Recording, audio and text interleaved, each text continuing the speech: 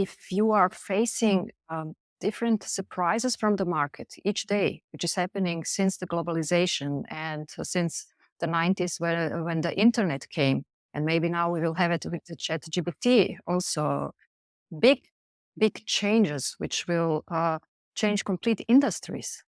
You are faced with things where you don't have a manual for it.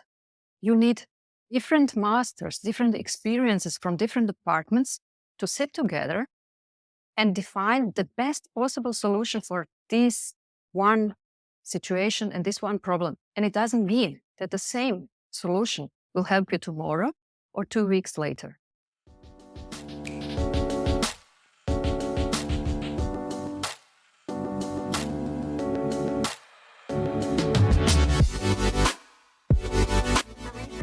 Podcast by SundayPyjamas.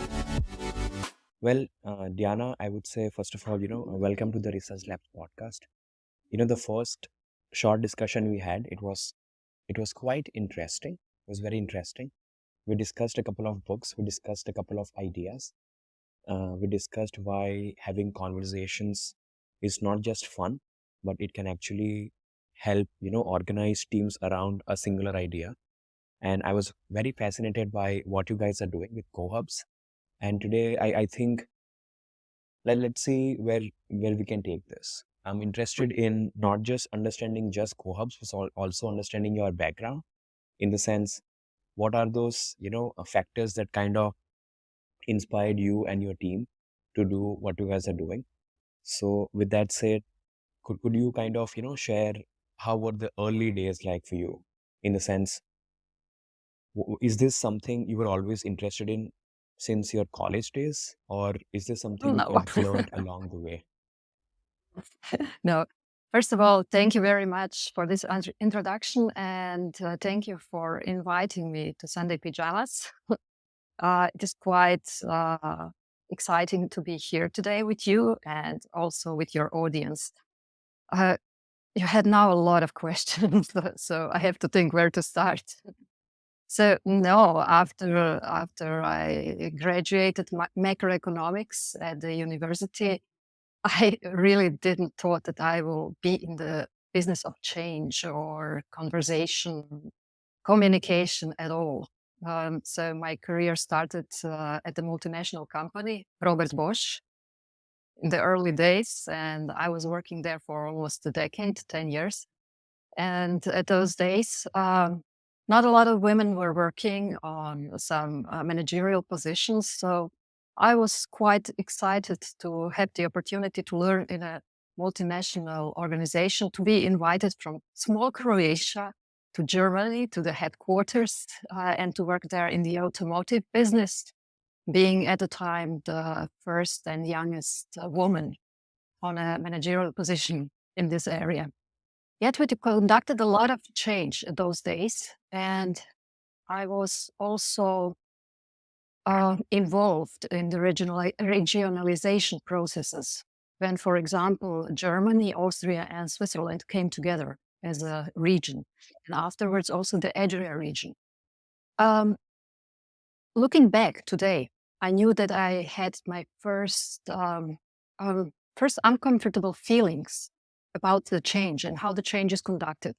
But at the time, I couldn't actually verbalize it. I didn't know where those bad feelings were coming from. But soon after, I met my husband. He was also a manager in another multinational company. And we started to think to do something on our own. And 17 years ago, almost 18 years ago, we founded our first company. And in this company, we were in almost in the communication business, organizational culture, organizational transformation. Those are the topics we were involved in. And we consulted international companies here in the region, Adria region. It means former Yugoslavia, also some in Austria and a small in Germany.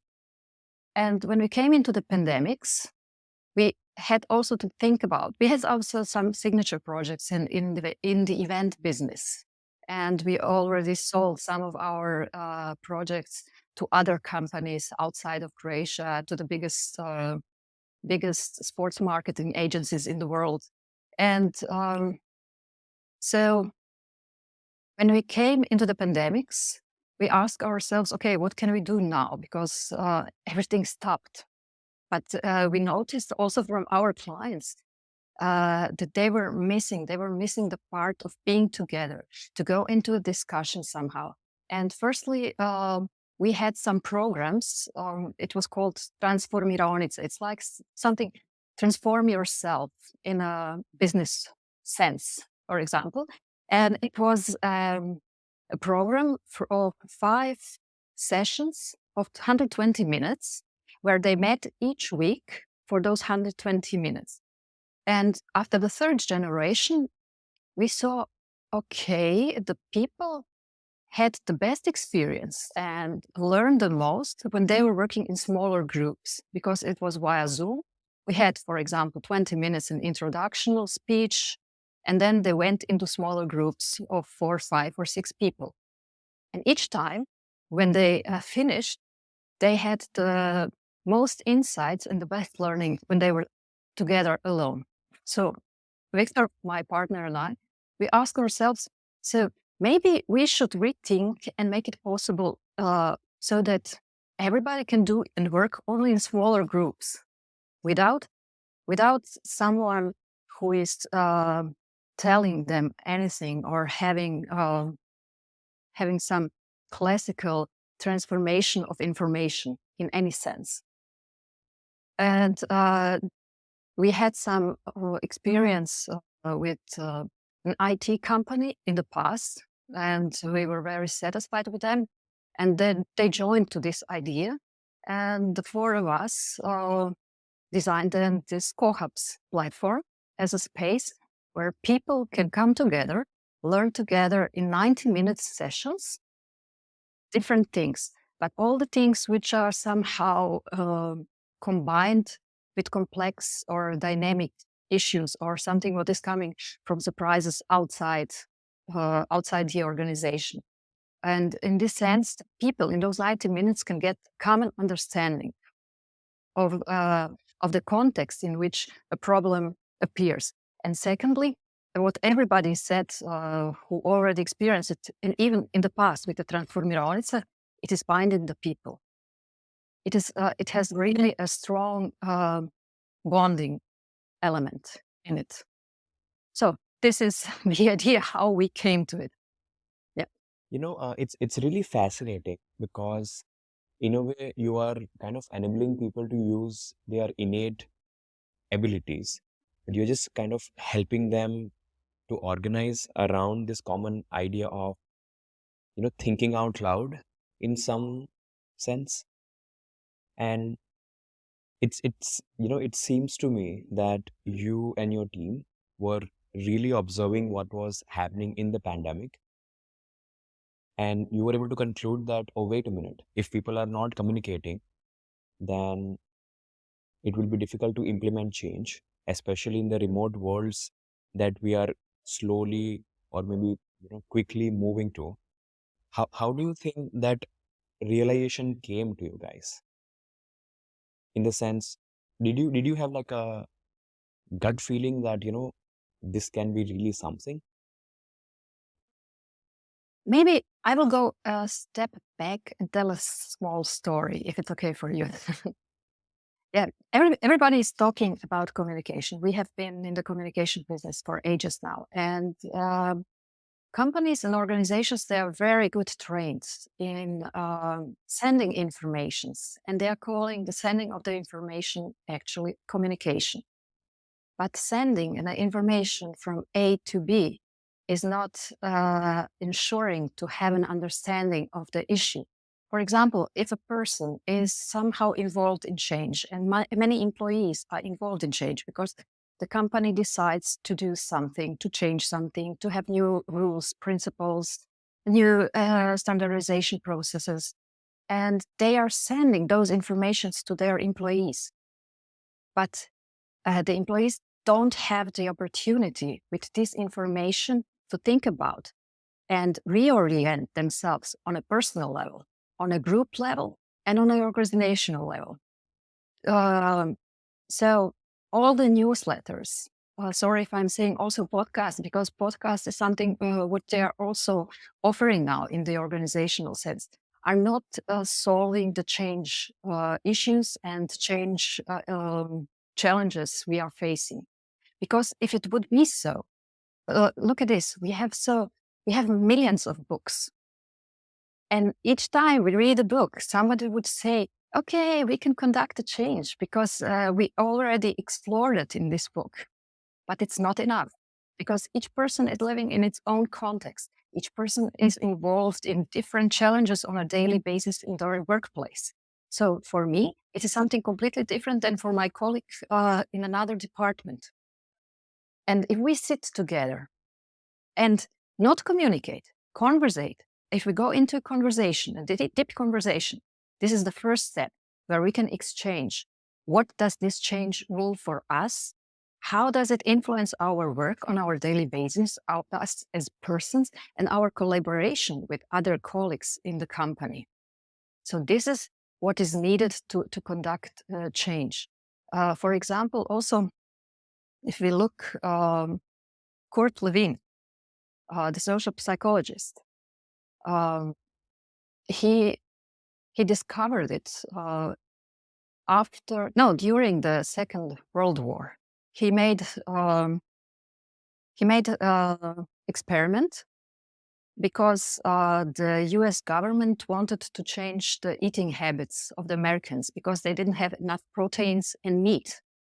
So the government said, hello, we need to do something and change the eating habits and put the intestinals into daily eating habits of our Americans. So what can we do? So with the Red Cross, he chose, I think, 130 women. I'm not sure it's 130, but I think it is. And he divided them in groups of 17. And he had two approaches. In one approach, for example, there was a nutritionist who told the women what they should change, how should they change.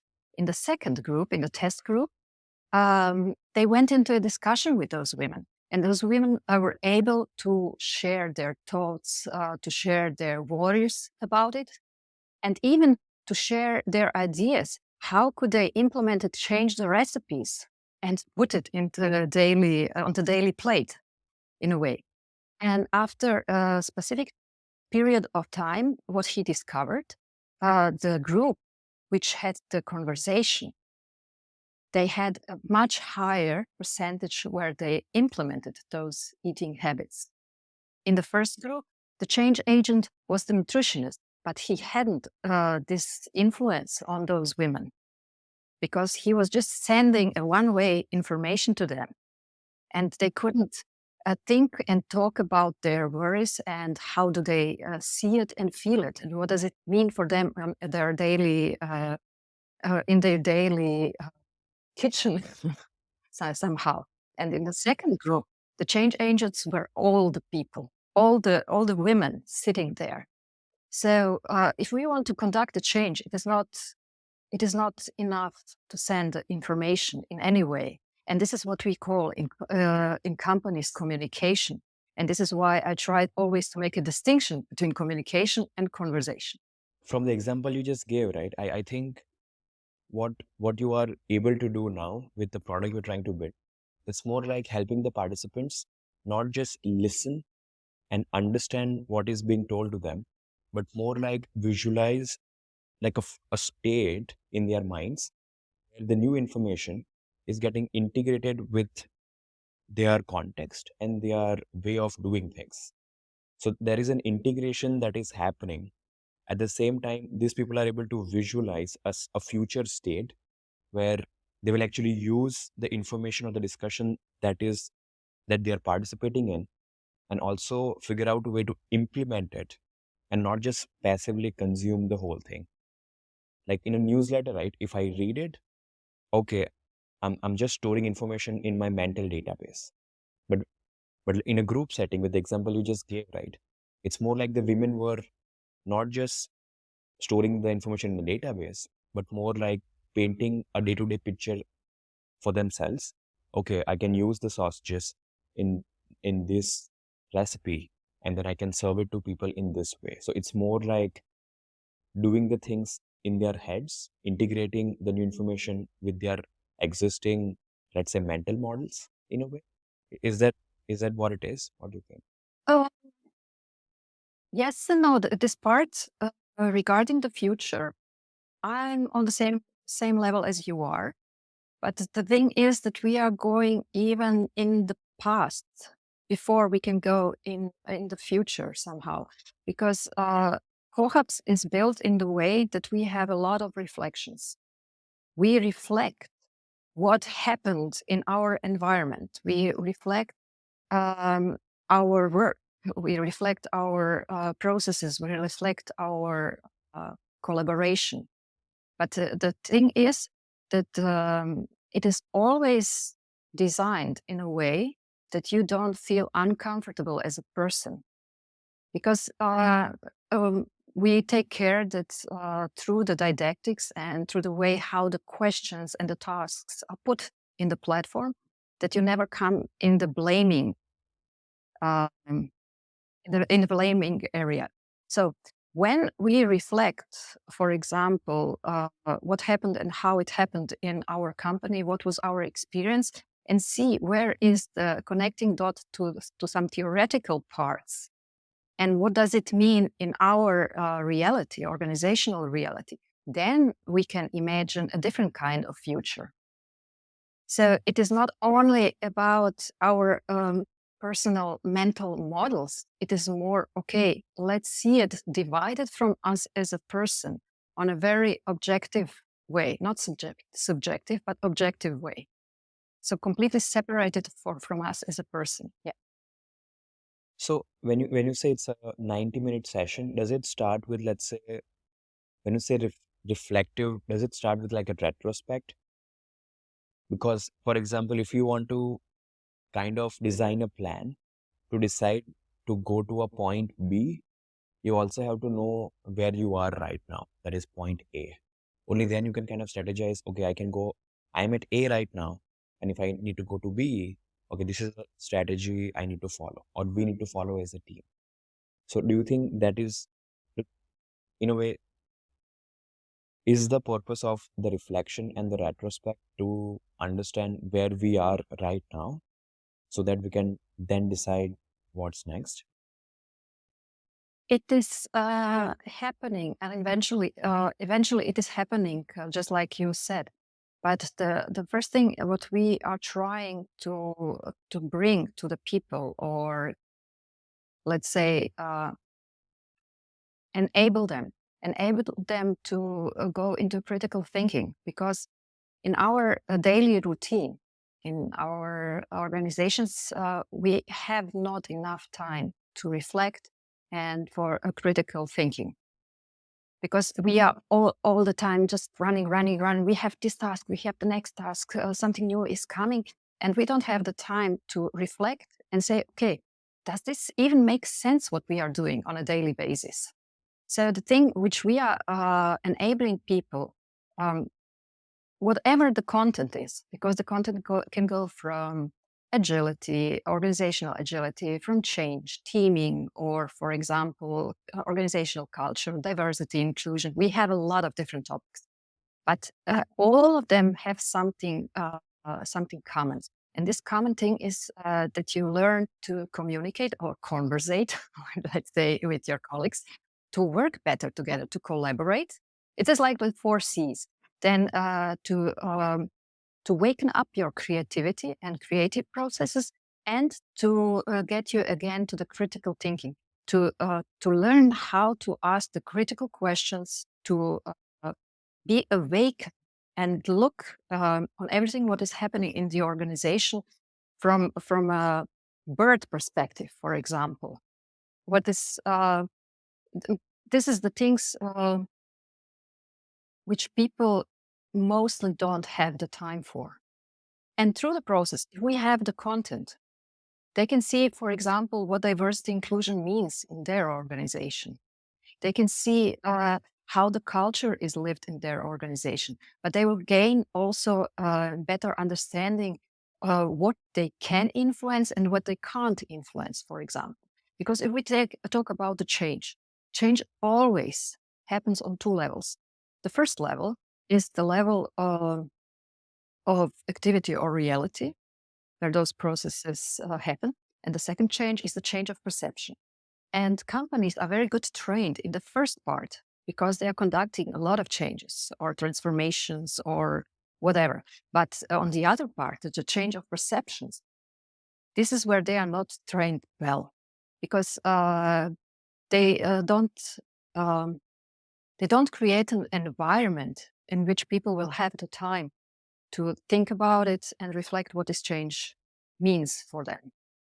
And qohubs is the second part, to help the people to understand what does it mean in their work. I get it. Do you think companies are not able to focus on the second part, as you mentioned, on the creating the environment part of it, because the way the market conditions were set before, there are no incentives for it? Or what do you think is the reason they're not doing it? Oh, that's a nice question. Thank you very much for this mentioning the incentive part, because I don't see incentives as something positive. I see incentives as something what is showing me how do we see the people. Because Douglas McGregor in the 60s, who already was very deep involved in the theory of motivation, he discovered that in companies we have two ways of seeing on people, the theory X and the theory Y. And the theory X says that people are not creative, that they are not able to take responsibility, that they need someone who will lead them, and that they are extrinsically motivated, so that they need incentives to do something. The second theory says this is the theory Y. And the theory Y is saying, okay, no, people are intrinsically motivated if the conditions are right. Secondly, he said that they are creative. They are very eager to take responsibility in this area where they have the expertise and the knowledge for it. And that they maybe don't love to work, but they want to be interested for their work, because they are, let's face it, we are at work approximately over 80,000 hours in our lives. So we want to be interested in this work part. And the incentive part is something which is common for the theory X, where we think that people need this motivation from the outside. And what we are saying is, if we take into the consideration, for example, that the team is the smallest unit to create value in a company, then incentivizing an individual person doesn't make sense. This is the first thing. Secondly, it is more the question, how can we make an environment in which you can really create value, additional value for your company? This is the main question we should ask ourselves. And then not think about incentivizing. It is more about the participating in the good things of the company is creating, and additional values, and maybe the profit or something else. And there are a lot of companies who are already doing it in this way. I see. Like this makes so much sense, because if, let's say, everyone at the employee level and the smallest team level is, let's say, enabled to perform their best and they're given the right environment, it will kind of profit company as a whole. But do you feel like the companies who, let's say, I'm sure there are companies who are trying to do it, but maybe they're just too big to implement such a system at scale? Like, do you think that is one of the problems? I'm not sure if I understood the question right with the systematic scale, because I don't think that the person on its own can create value, because if you want to create value, you need your colleagues from different departments, not from one functional department. You need a department. You need a lot of different colleagues in a chain. And this value creation chain is someone who can bring the value. So if we trying to motivate just one person or incentivize one person, it is not fair. It is not fair in a sense that because there are things you can't influence because you as a team are working on it. So somebody says to you, you need to develop a product or sell a product, but you can't sell the product because in the marketing department or in the production line or in the logistics, something is not working in a proper way. Or you maybe sell it, but the logistic can't send it to the customer. So you won't make the sales value with which you are, for example, measured in a company's sense. So it is not only on you. You have to have the whole team behind you to create this value, to achieve those goals. So yeah, that's the way of thinking. And a lot of companies today are talking about the importance of teams. But if you look into a bit deeper in the company, you will see that they still trying to incentivize personal or individual goals. So it is. So what are you going to do? If you have an individual goal, you will do everything you can to achieve it. But it doesn't mean that it will be in synergy with all the team. And you could get also clashes because of it. So it's contradictory. Could you maybe share an example where, let's say, an organization or a customer of yours came to you guys with, let's say, XYZ problems, and how, let's say, you were able to kind of facilitate and solve their problems? Like, could you give an example of an actual challenge that a company faced, and then qohubs was able to help them solve it? I think that will explain this, in a much easy way. So, as I said, it is everything about gaining a common understanding. And I like to talk about one example, which is very usual for us. For example, also before qohubs, as we are in the business of transformation, change, and organizational agility, we were very often invited to the boardroom and discuss the steps how to go into the direction. And we always ask a few questions. Why do they need the change? Or why do they want to get agile? Why now? Because where is the urgency at the moment? And the third thing is, what do they understand by the word agile and agility? And if there are 11 people in the boardroom, you will get 11 different answers. So how can they expect that hundreds of thousands of employees will gain the same understanding if those people in this one room don't have it? So what qohubs is doing, it is doing solving the problem of gaining the same understanding. Why do they need it? And what does it mean actually to become agile? Where does this urgency come from?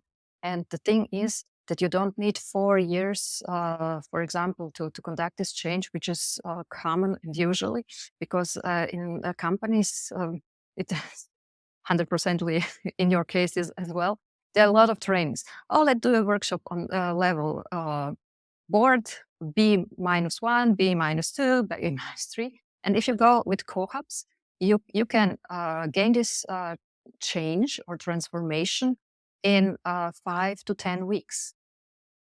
Because it is you can work with groups at the same time.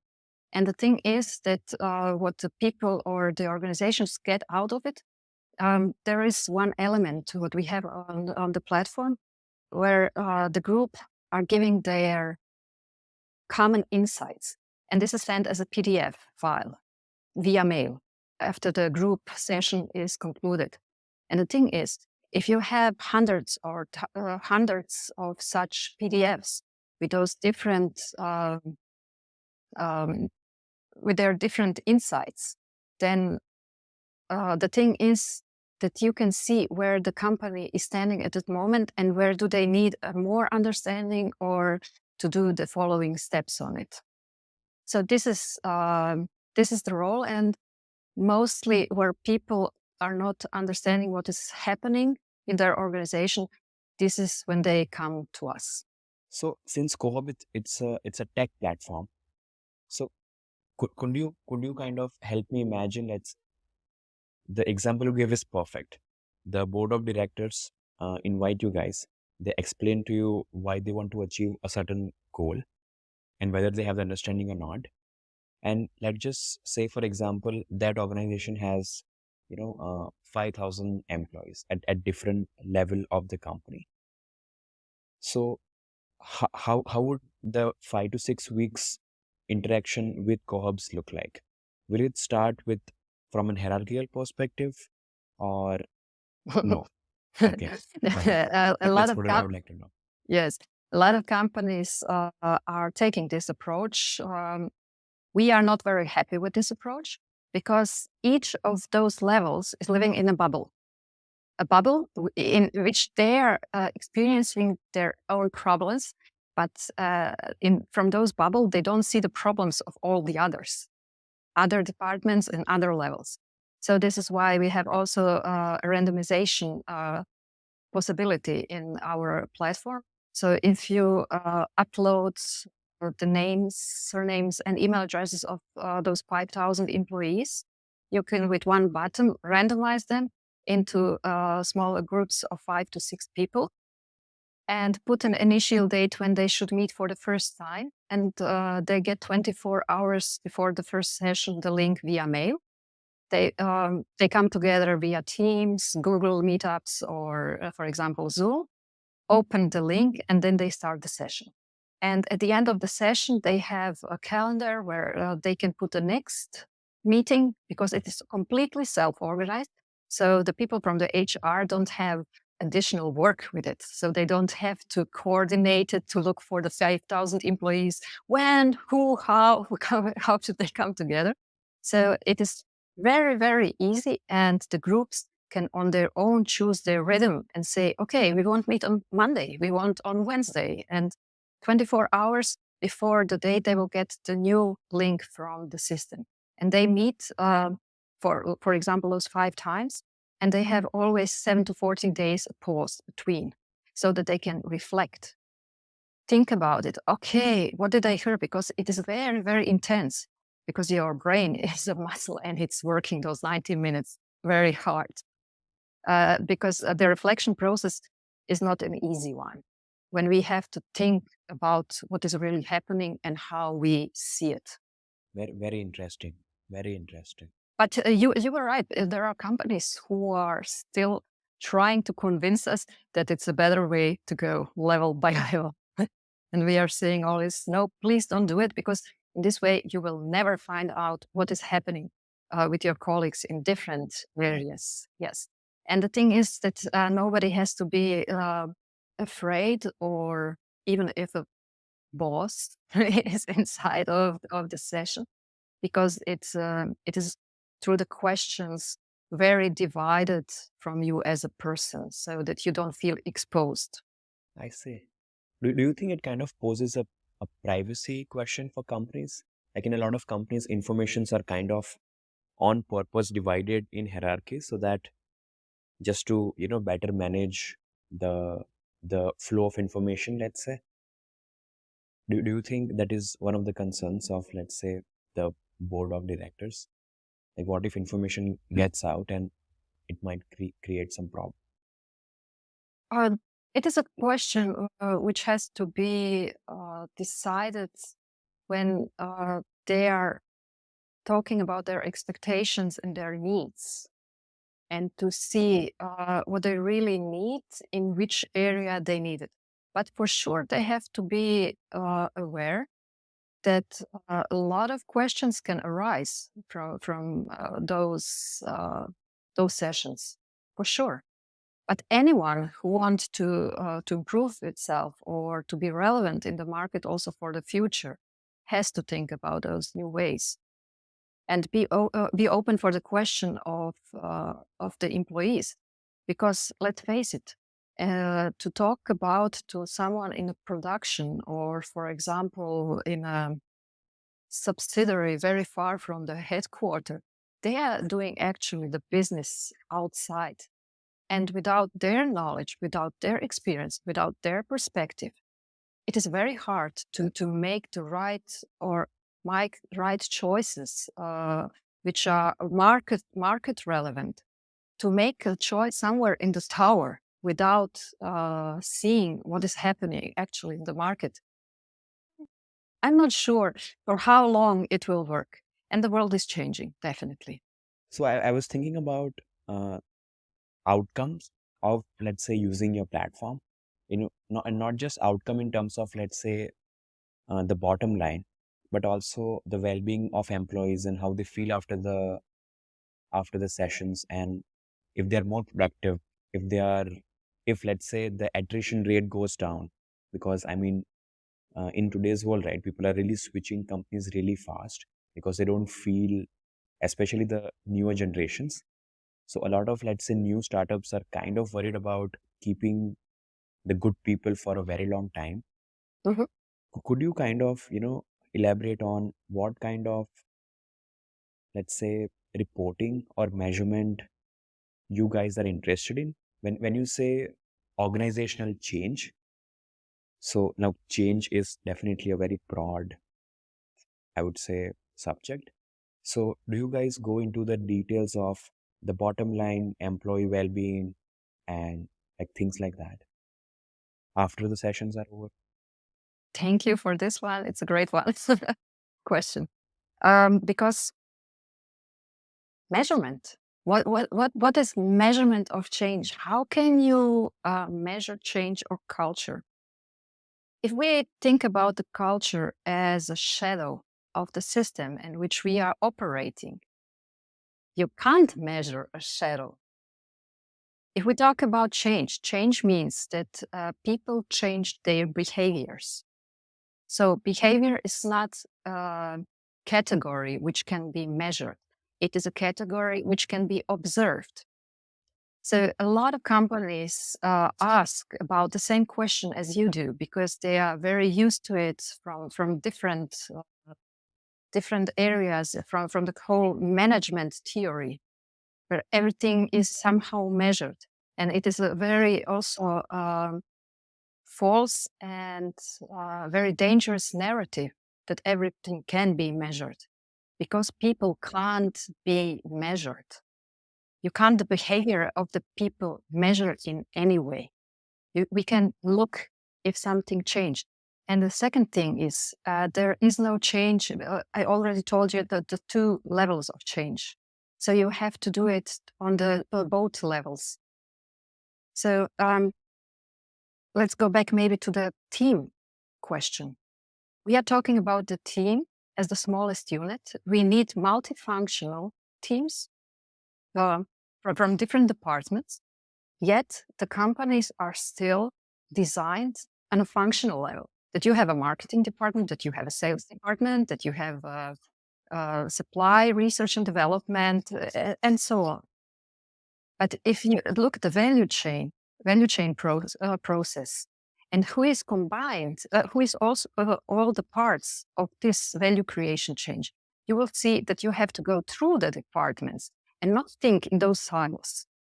So to say, okay, qohubs is going to change this, no, this has to be also rethinked and changed from the management level.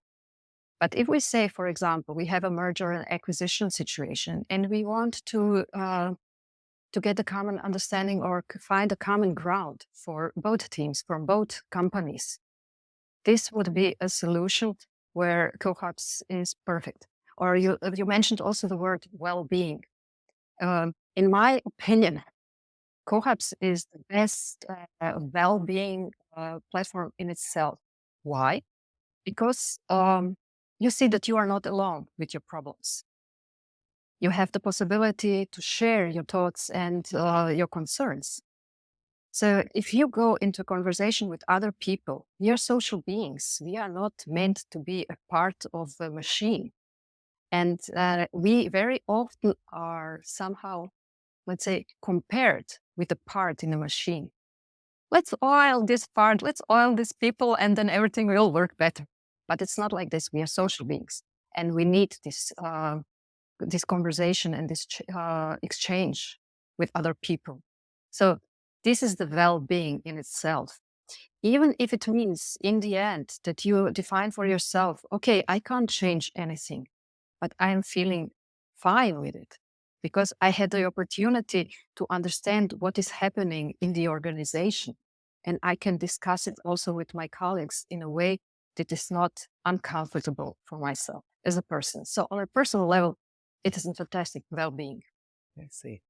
So do you see qohubs as an education tech platform, or because I think that I was reading the website to kind of get a sense of how you guys see it, and I think I came across the word self-learning quite a bit.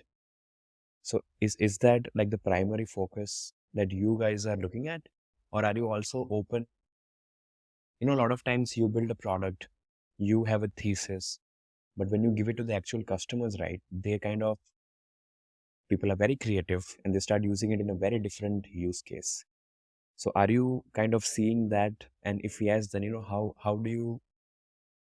are you seeing it? Like, do you see customers and people just taking it for a spin and maybe doing something else with it? Um, at the moment, not a lot, but yet it was, you're completely right. It was quite a journey because we wanted to have it as a possibility to make this our program, Transformirovnica, what I said at the Yeah, early beginning. And yeah. our It colleagues, was going to be a workshop. yes, let's call it like a workshop, like a workshop, but without facilitators, without trainers, completely self-organized. This is the self-organization part. It means that you don't need a facilitator and coach.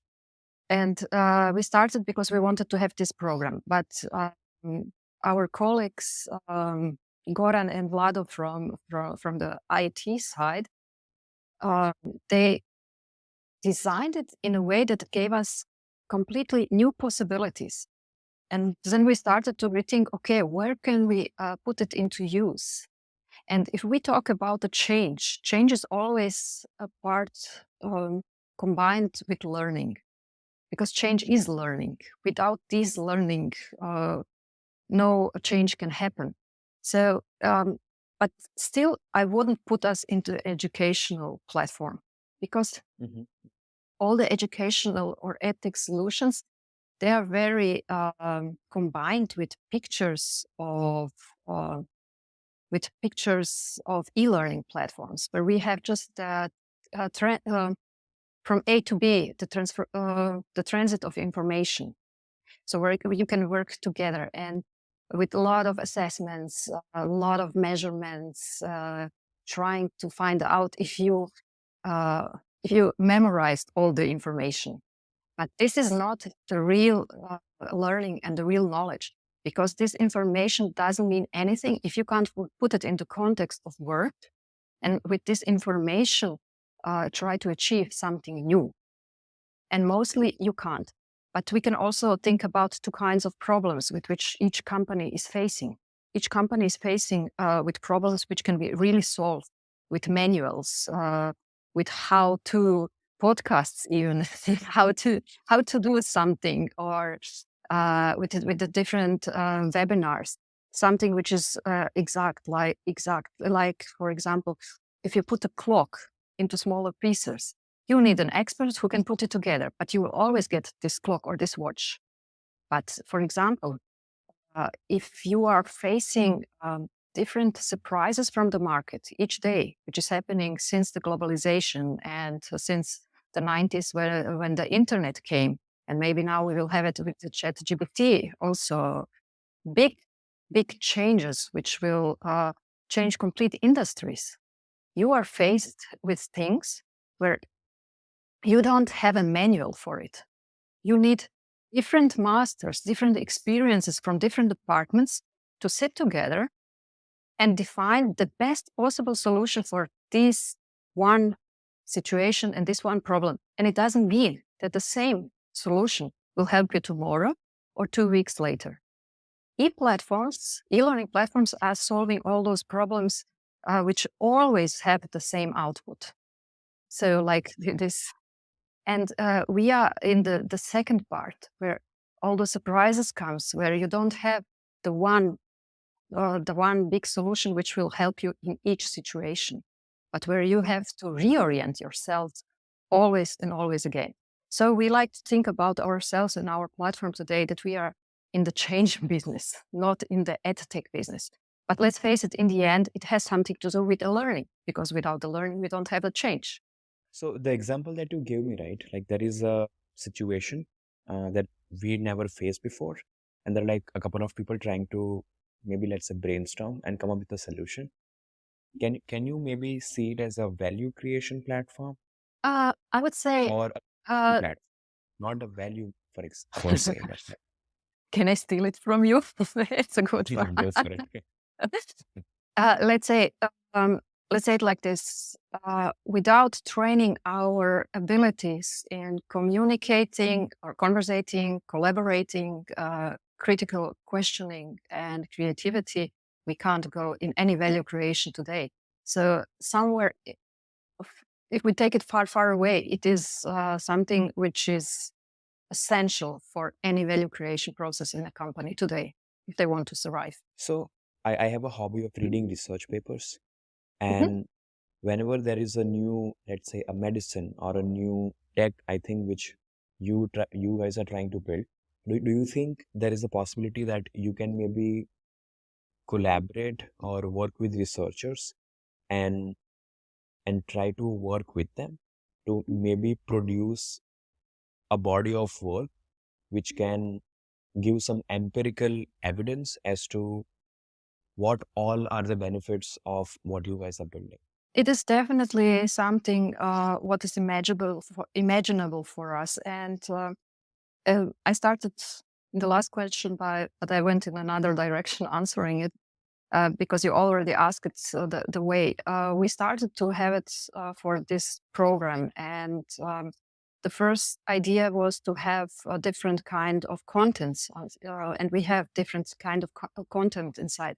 But when we discussed with potential and our existing clients, they had the need and said, okay, but we already have some of our content. So we built also additional part of the platform for licensing business, which means that each company can put their content and create their own content on this platform.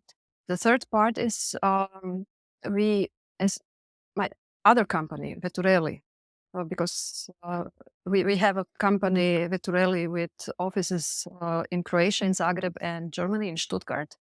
And we have qohubs, and qohubs is a clear and focused tech company. It's only tech.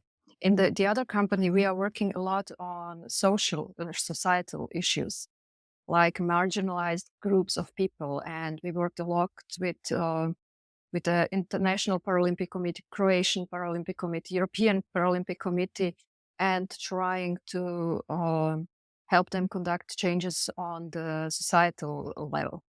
And this is where we have also a huge interest and where we are always trying to find some partners. We partnered now with the Paralympics as qohubs, and we started to a project which is called Rendezvous with Paralympics, because the next Paralympic Games are taking place in Paris, in France, in 2024. So it was a nice match somehow. And the aim is to do some societal change. And we will for sure look very carefully in the future of the impact of such projects. And we are always eager to find also other partners from this area to see how can we put this platform in use for bigger societal issues. And if there is someone who would like to research it, why not as well?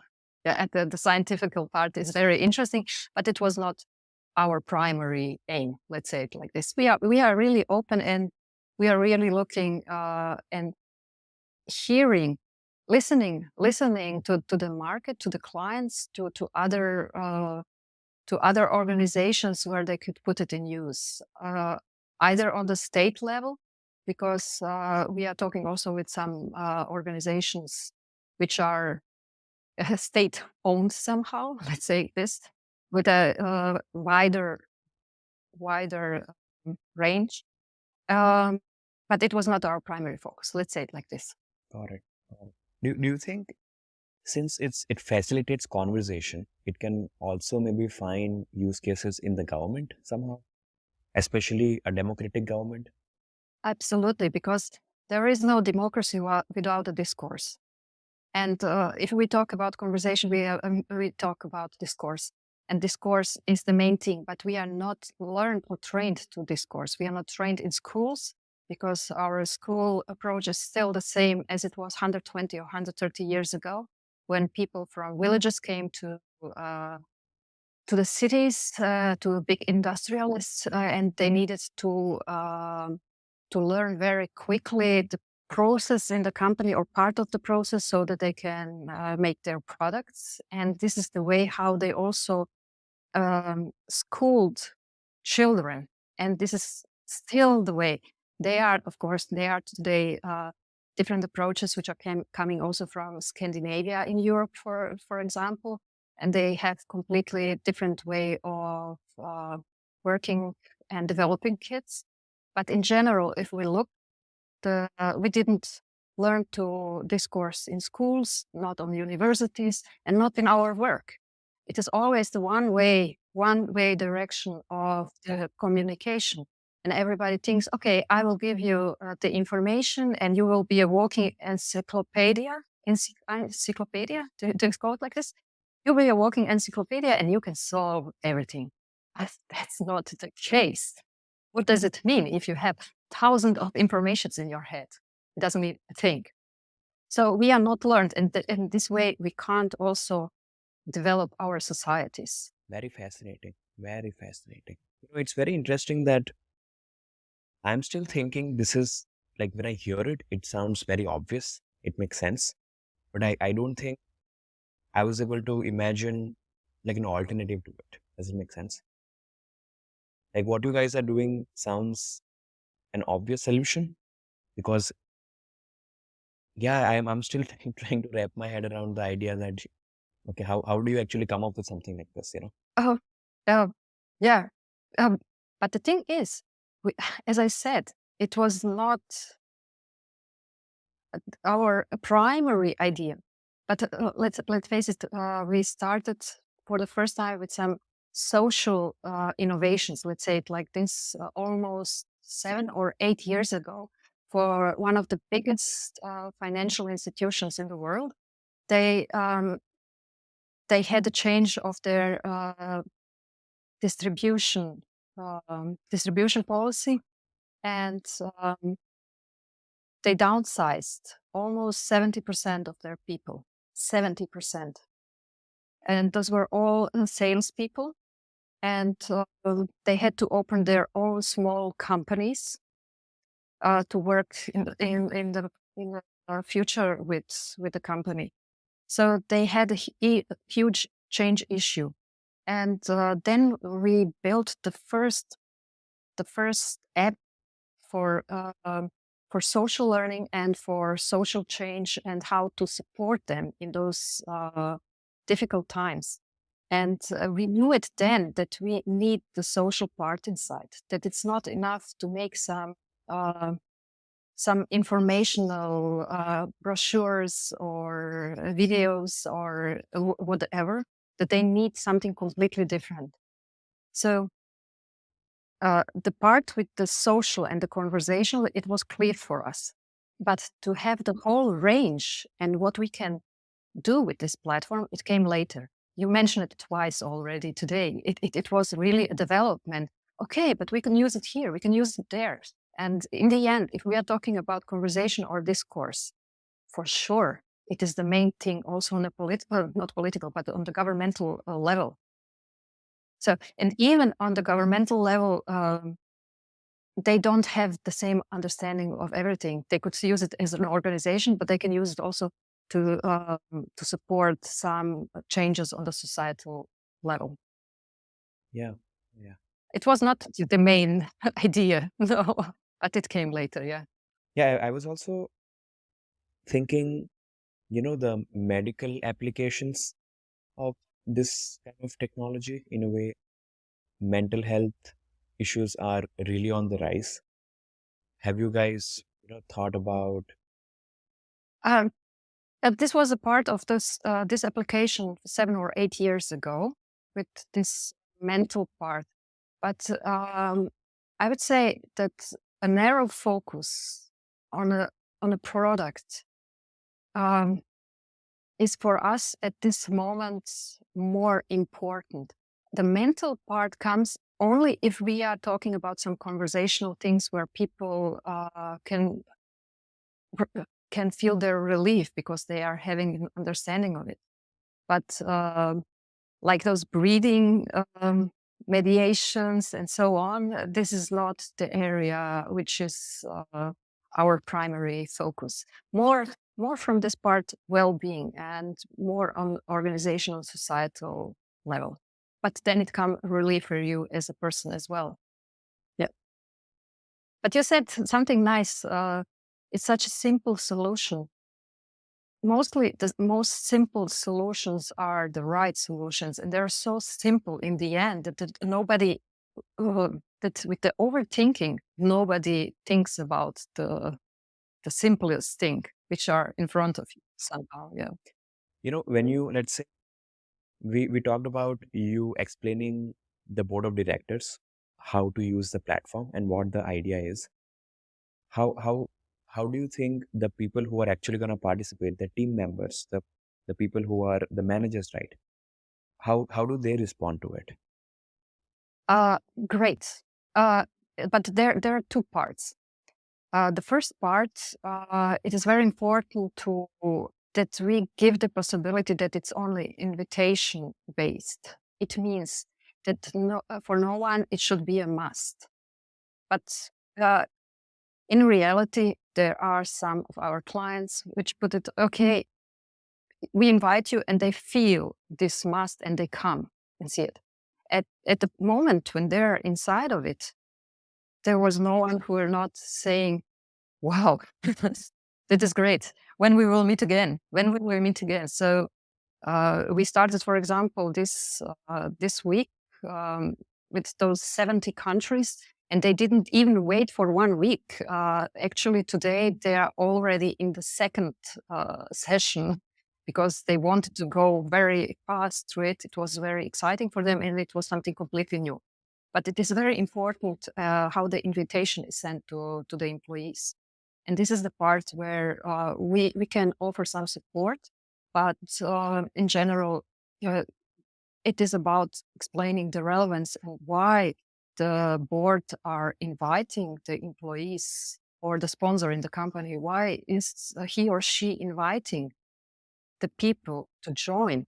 And why is it important and relevant for the company development? And if it is written right, and if the people understand why it's relevant for their daily work, they come. But when they are inside, we have them. So let's say like this. Yeah. Could you also share some insights on, let's say, the tech side of things, in a sense, how it's built, like how are you building it? Is it like the tech stack maybe? Oh, then I'm the wrong person. I should invite Vlado. I don't. For me, it is important to give maybe a hint, to make a diagram, and to explain to our master of development what I want to achieve in real life. And he's putting it, and designing it, coding it. So I really don't know much more than that. I have all the functionalities needed to conduct this change and to make it exciting, fun, and to make it relevant for the people, to make them rethink, think. So, yeah, sorry. You actually gave a very good point that you know draw on a piece of paper what you are looking for. Could you maybe share how you do that? How do you figure out, okay, these are the features that are required and this is what's next for us? Yeah. So it is actually a lot going on in my head. For me, I'm an introvert. Maybe I talk now a lot, but actually I'm an introvert and I need to get my thoughts together for my own. So I can sit, close my eyes, and try to feel and experience what a potential client or potential participant would go through. And then I put it on thousands of papers. We have it in the office still, the first sketches where we put it on the big wall, which should be all the steps participants should go through. Where are the steps of the coordinator from the HR department, for example, who is doing the work for the first time? How to make it easy as possible for them, that they don't have to take too much time or invest too much time in the whole organization. And this is the self-organized part as well. Self-organized for them, but self-organized without coaches and trainers for the participants. And so I drawed and what possibilities I need, which interactions I need in this platform to, because we have a lot of, these are like gamification elements, but not even one is there to collect points or to collect stars, be the best, quickest, or whatever. They're always aiming just to open the discourse, to open the discussion, and to open this conversation. This is all. So it is happening in my head, and I put it on the paper, and afterwards I put it. There are programs, so already a lot of tech programs to put it in this real diagram and then send it to. But I have to say, it is great to work in a team where you don't give someone something, because, okay, I gave the main idea, yet without sitting all together and rethinking it, and it wouldn't be so great as it is today, because all of the team members are always coming with some new questions and new ideas what could be done there. Yes. The first question I would say we started discussing is what was college like? And you mentioned you were in macroeconomics in college. How, so if you take a step back, what was life like before that when you were, just growing up? Oh, so, oh, how I grew up. I was actually born in Germany, and I lived in Germany, and my whole family is still in Germany, and I came to Croatia. But um, I was traveling a lot because my father was working in such a company and in such a position that he had to work abroad a lot. So I spent all the summers and even a bit longer than the vacations because I was a good student and I had the opportunity to go then a bit longer and travel with them. So what was very important for me always is to have this internationality also in my future. And when I came to college, I actually wanted to go into tourism because we have here a university also and this direction of tourism. But in the end, I saw some better classes in the macroeconomics. And it was a completely, because we were in war. I don't know if you are aware of it, but we have been in a war in former Yugoslavia and Croatia, fighting for our independency. And it was at the time when I was going to the university. So it was a completely new direction, this macroeconomics, because we came from communism into capitalism. So this was a transition period. And they said to us, it's new, it's interesting, it is for the future ambassadors. They said, future ambassadors, it means traveling. Okay, let's stay here. So, but after ending it, the second letter I sent to a company for a job, it was to Robert Bosch. I got this job, and so I started to work in marketing first, product marketing, and it went into a completely different direction. For me, it was more about this being open, having the possibility to travel, to widen my horizons somehow. This is very, very important for me, not to narrowing it somehow down. And each time when I have the possibility to work in an international team, it is so enriching for me. So this is something which is always on my way or with me somehow. Yeah. Where do you think it comes from? Do you think it kind of comes from maybe traveling with your dad for his work? What do you think? I think yes, because I grew up bilingual, so German and Croatian, and very soon through his travel learned English in a very early day, not through school, but I learned so through those travels, and it was for me the most interesting part. I have to work it out for myself. Still, this question you ask, and I'm taking it with me for sure. That's a good question. Where does it come from? Because I took it as a fact. And I like this international, but I never question it. Why? That's a good one. You also kind of mentioned that you wanted to, like, you became a manager and you were the first one in that region, and that was very important for you. Not in the region. It was at that time worldwide the only female country director. Yes. So How was that like? Was it difficult to navigate mentally? Or you were like, no, whoa. not at all. I even didn't think about the male-female question. It made me question maybe a few years ago to rethink what I experienced there. I put it so for myself, everything what happened, and I went my way, my direction. I was in such a program for future leaders of the company. So I felt, well, it was nice because you were almost each week or each second week with a trolley on an airport traveling somewhere. So very young, and I didn't have any, let's say, borders in my head, being a woman or being young at that point. It has something to do also with this bilingual thing. At that time, Bosch was having German as the main language in the company worldwide.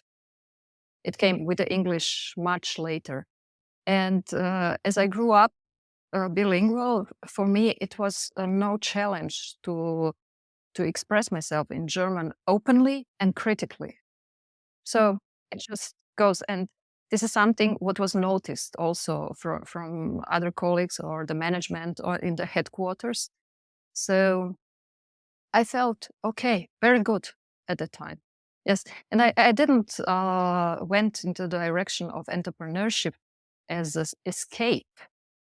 It was not an escape from a corporation, but I know today it was the right step because there are a lot of irritations which I was feeling on the way, but I didn't know where did they came from, because I saw the bureaucracy part, which didn't make sense for me. Or let's say I saw a lot of different values written on the wall and saw that they were not lived. And these were all the small irritations. It was not the KO criteria or something which would make me escape, because I just wanted with my husband to do something else. We wanted to help people in a different way or support people. And yes, in a different way. So this is why we chose another direction. But at the time, it was super for me. Yeah. And I would say it worked out really well. What do you think? Yes. To go on your own. Yeah. Yeah, it was the right decision. I wouldn't miss it. And I just had a question 2 days ago also about the entrepreneurship. And the thing is, with what you combine the entrepreneurship and which pictures do you have in your mind? And for me, in entrepreneurship, the part of creating something, the possibility that you have the freedom to create something, then the freedom to choose it in which way without so much compromises. Because if you go into a big company, you have always to take care of different compromise and go in compromise, even if you feel that it's not right. And in entrepreneurship, we have this kind of freedom.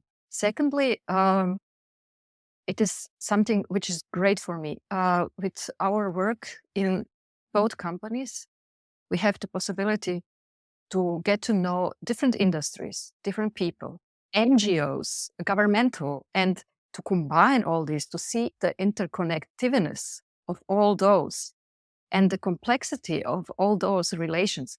It is fascinating. You remind me of this book called Range by David Epstein, and maybe you can check it out.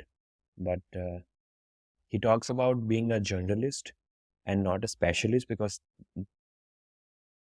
and he kind of argues that if you are a journalist in today's world, the chances of you creating something of value and creating something very unique increases a lot, which is kind of what you are saying, right?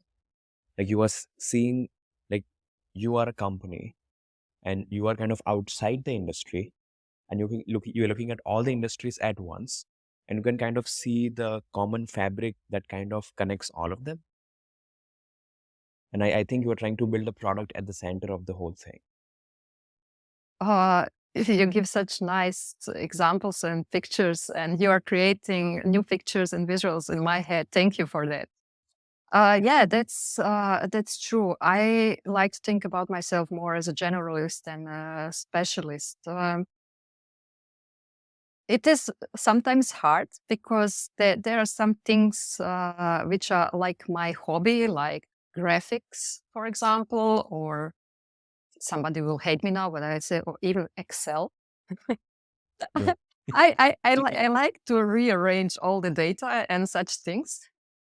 And I can go very, very, very, very deep in it. But in general, yes, I'm definitely generalist, and my CV and the way and all the possibilities which came on my way, I always grabbed them somehow. I took the possibilities which arise, and I had completely different roles. I won't talk about functions like what I was.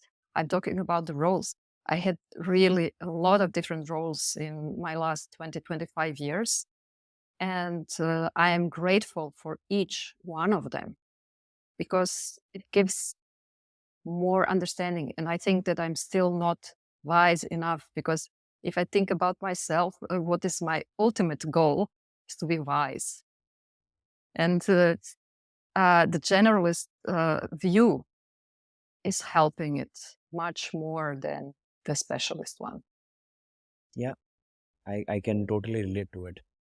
Like, for example, if I just give my example, every time, a person like yourself who has done things and built things on their own comes on the podcast, it really puts me in a position where I have to be okay, not knowing things. And I we have done like 65 episodes now, and it kind of feels like my job is to not know enough, because if I don't know enough, the guests have more fun. Does that make sense? Yes, but I think we should also deliberate ourselves from the idea that we can know everything. Today, in this world where the knowledge is increasing rapidly, in the past we needed 50 years and 25 years, then it was 13 months. Now I think it is in a few days that the knowledge is doubling. on the worldwide level. We just have to deliberate our minds and our hearts from the idea that we can have it all. The thing is maybe more to understand how to use the technology and everything what is on the plate offered to us in a proper way, and to know where to pick, to choose, and come to the information we need, or to the people who can help us further. And this is again the part we need: people. We need a group of people. We need different perspectives. Yeah. Have you considered maybe writing a book? Oh, we already wrote a book, but you will laugh now this topic. It was about sponsorship, because in the communication part, firstly, my husband and I were working as voluntarily for some sports organization, for women clubs, and in table tennis women club, which we brought to the European Champions League. So they were very successful. And further, we also helped some other organizations with the sponsorship part, trying to explain that it's more versatile than eyeball counting how many brands pictures we can see, and especially if you don't have the media coverage in some NGOs, for example. And yes, we wrote a book 10 years ago, I think. Yeah, 10 years ago, about the sponsorship, which is used here in our country also on some high schools. So, yeah. But something different, yeah, we are thinking about writing a book, but there's always so much other things which are interesting to do. We are writing more for different magazines, like blogs, columns, and such things. The time is not enough.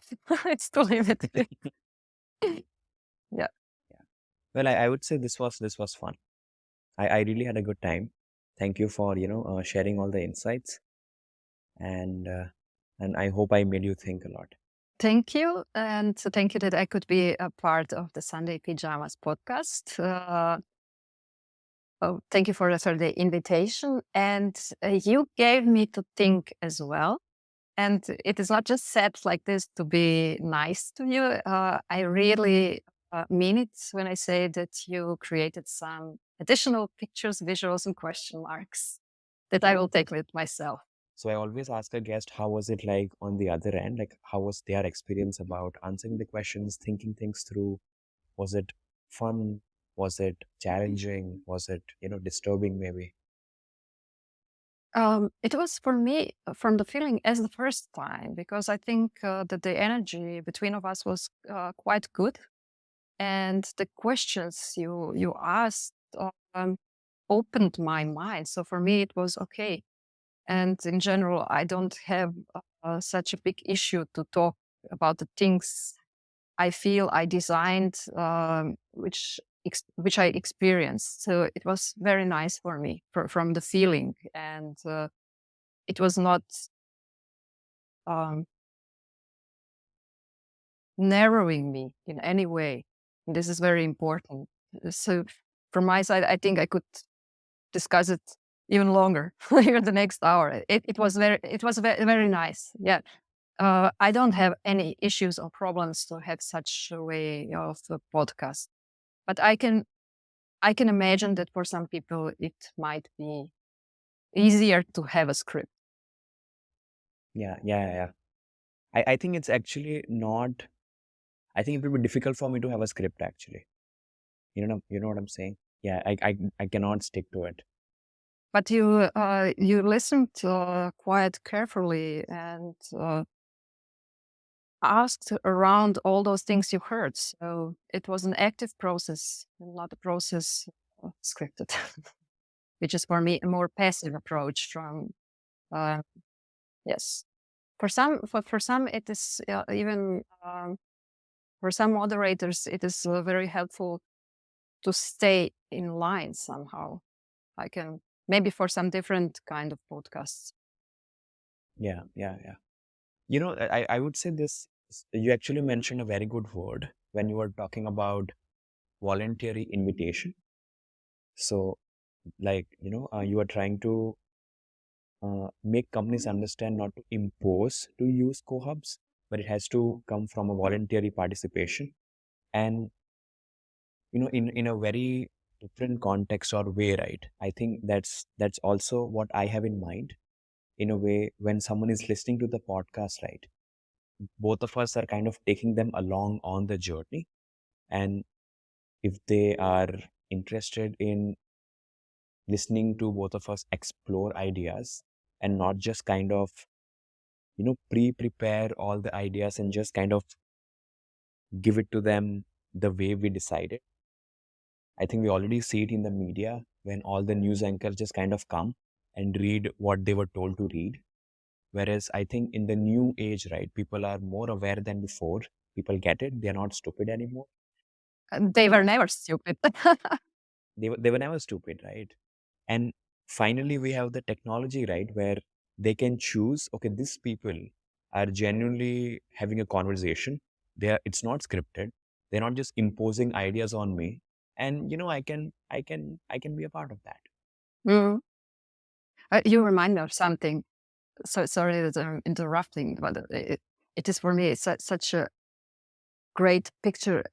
Everybody's talking about resistance to change. 70% of people are resistant to change. And actually, it was made up by a consultant from the Big Five consultancies,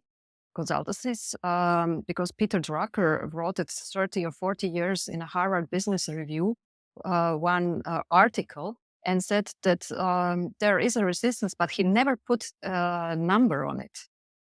And few years later, somebody just put a number out of nowhere. So if you look into deep, there were some people from the Oxford Review who tried to find the source of this information. It was made up. And people are not resistant to change. And when you say that people are not stupid, they are just when they are reacting to change, it is their normal reaction to something what they don't find relevant or important, or it was false somehow. So it is, if we couldn't change as people, we wouldn't be talking today here. You sitting in India, I'm sitting here in Europe. So without us change, we wouldn't have the development, we wouldn't have this future we are living now. So there is no resistance and there is no stupid, only clever people who are reacting to something stupid in the company. Sorry. And maybe, sometimes people take different times to adapt to change, maybe. So I think it also kind of depends on when you are measuring how people are resisting or not.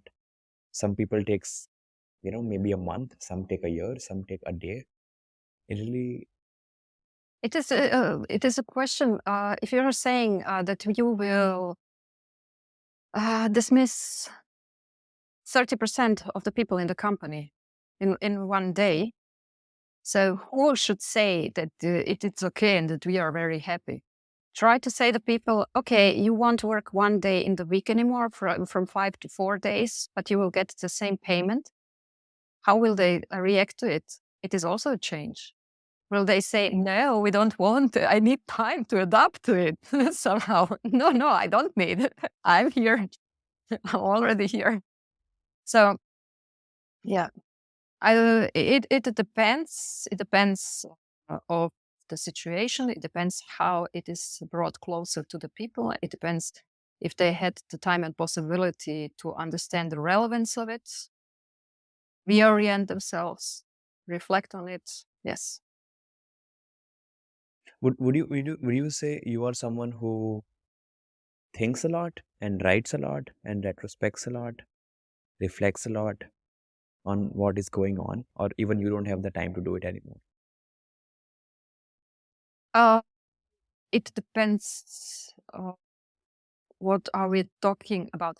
I'm trying to reflect the processes and collaboration in the team very actively, because for me it's very important that we can work as a team without negative friction. Friction is good, but not negative friction. But in general, I don't have a lot of time. It is more bothering me if I feel it's always in my stomach that something is not well.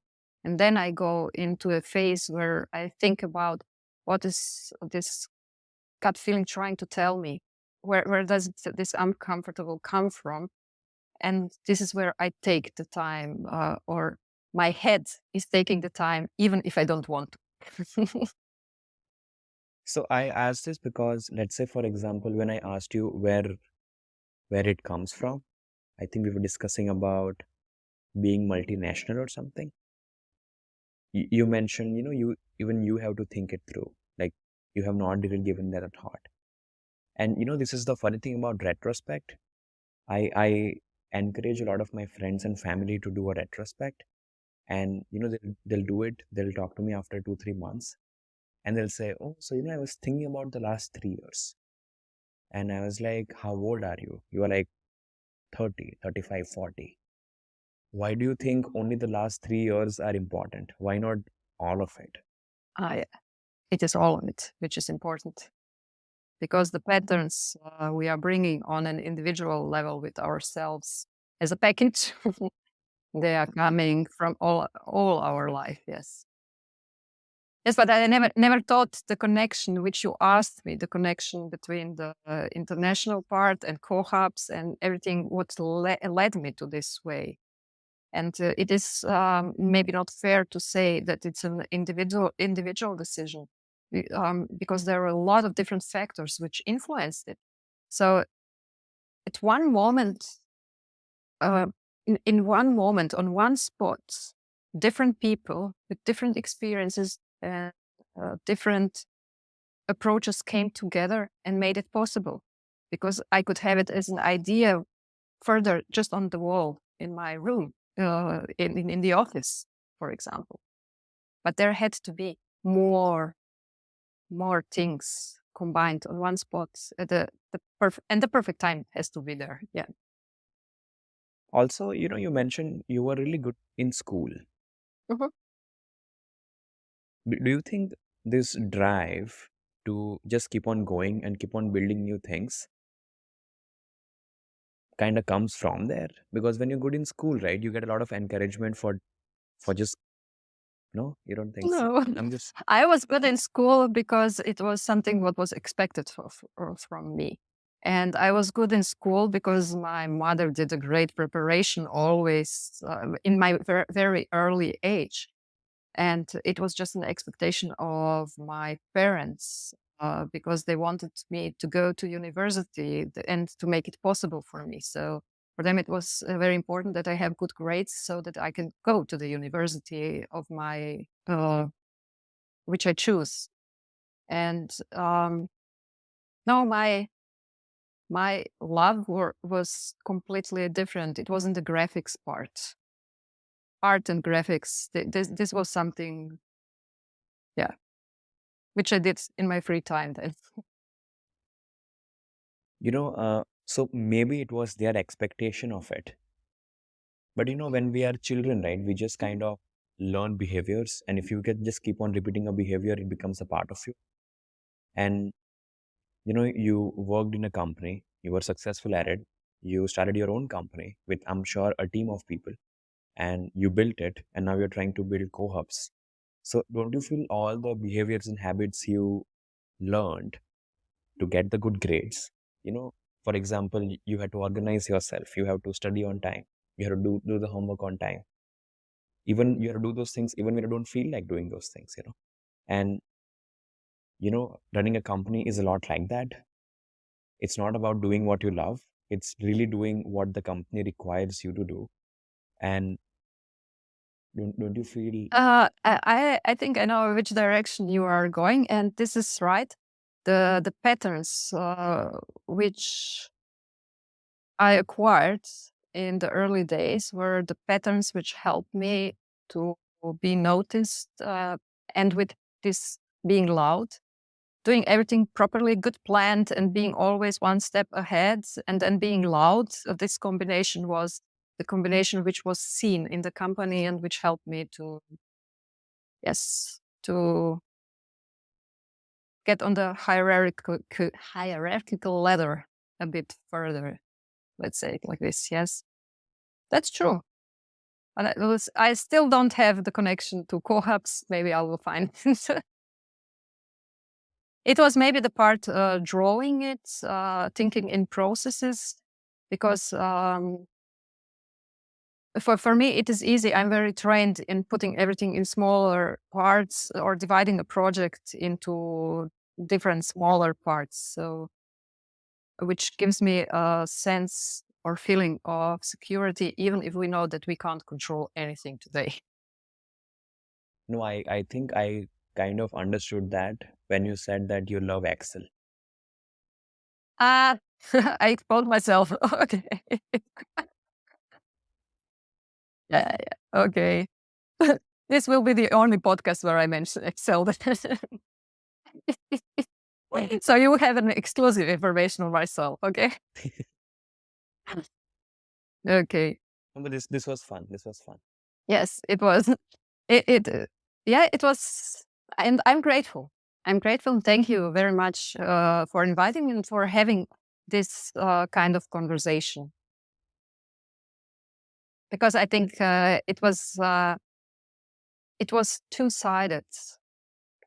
Learning to understand how you question yourself and the people because you are much younger than I am, and for me, it was not imaginable to think 20 or 30 years ago in such a manner or such a way to question deep the people, yes, and what is inside of us. So thank you for it.